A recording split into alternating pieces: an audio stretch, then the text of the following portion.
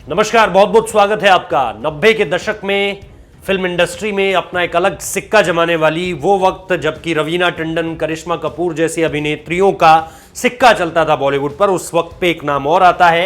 ये नाम है सोनाली बेंद्रे का।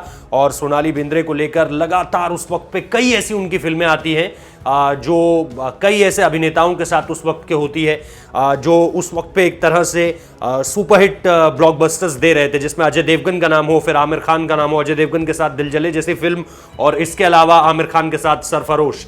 तो ये सारी की सारी कुछ ऐसी उस वक्त की फिल्में जो मुझे भी बहुत अच्छे तरीके से याद है।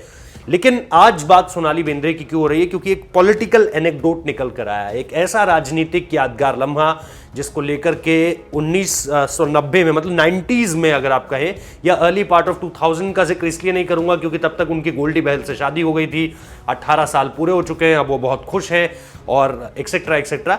लेकिन इन सारी बातों को अगर थोड़ा सा पीछे लेकर चलूं तो एक किस्सा है जो कि शिवसेना के उस वक्त के जबरदस्त नेता राज ठाकरे से जुड़ा है। एमएनएस का तब कोई वर्चस्व नहीं था, बाला साहेब ठाकरे की चलती थी पूरी तरह से, हस्तक्षेप बहुत ज्यादा था शिवसेना का बॉलीवुड में, क्या बन रहा है, कौन सी फिल्म बन रही है, कैसे चलेगी, मुंबई महाराष्ट्र के कौन से थिएटर्स में लगेगी, ये सारा का सारा फैसला, इसकी कहीं ना कहीं एक जो डोमिनेंस थी वो शिवसेना की रहती थी। इन सारी की सारी चीजों में बॉलीवुड में सीधा सीधा हस्तक्षेप रहता था।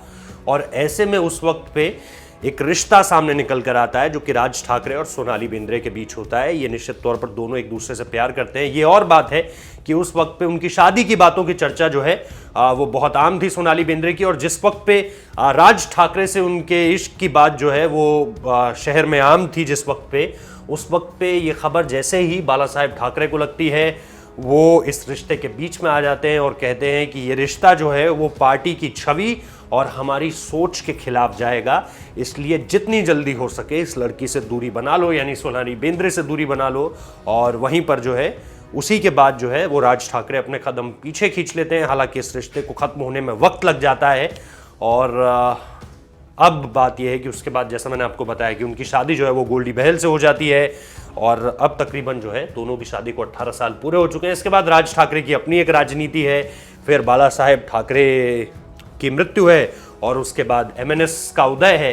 ये सारी की सारी चीज़ें हैं जिसको लेकर के फिर महाराष्ट्र में पूरी की पूरी सियासी आप देखें धुरी जो है वो पूरी तरह से घूम जाती है। अब शिवसेना, उद्धव ठाकरे जो है वो मुख्यमंत्री हैं, लेकिन फिलहाल इस पॉलिटिकल एनेक्डोट को जो है वो लगातार बड़ी चर्चा मिल रही थी, इसलिए हमने सोचा कि क्यों ना आपके सामने रखा जाए। कैंसर वाली बात आपको सोनाली बेंद्रे को आपको पता ही होगी कि कैसे उन्होंने कैंसर को मात दी और वापस जो है एक आम जिंदगी जीनी उन्होंने शुरू की है।